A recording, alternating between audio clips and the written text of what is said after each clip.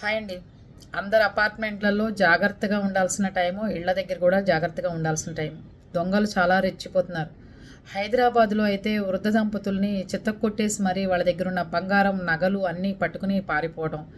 హైదరాబాద్లో ఒక అపార్ట్మెంట్లో ఉదయం 11 గంటల టైంలో దర్జాగా వచ్చి అపార్ట్మెంట్లోకి ముగ్గురు మనుషులు ఎదురుకుండా అపార్ట్మెంట్లో అందరూ ఉండంగా ఇద్దరు వాచ్మెన్లు ఉన్నారట. ఒక వాచ్మెన్ ఊరెళ్ళటము బయటకు వెళ్ళటము జరిగింది. ఒక వాచ్మెన్ ఉండంగానే దొంగతనం జరిగింది.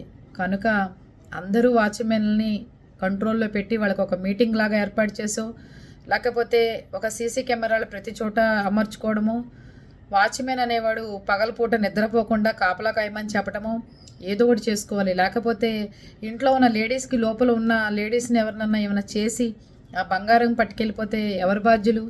అపార్ట్మెంట్ అంటే సేఫ్ కోసమే కదా మనం ఉండేది. అలా సేఫ్టీ కలిగించినప్పుడు సెక్రటరీలు, ప్రెసిడెంట్లు ఏం చేస్తున్నారు చెప్పండి? అపార్ట్మెంట్లో వాచ్మెన్ ఉంటున్నాడా లేదని చూసుకోవాల్సిన బాధ్యత కూడా ప్రతి ఒక్క అపార్ట్మెంట్లో ఉన్న ప్రతి మనిషికి ఉంది. అర్థమవుతుందా? అలా లేకుండా వాళ్ళ ఇంట్లో దొంగలు పడకుండా ఉంటే బాగుండేదండి, వీళ్ళ ఇంట్లో అది కాకుండా ఉంటే బాగుండేదండి, వాళ్ళు మంచి వాళ్ళండి అని చెప్తే కాదండి.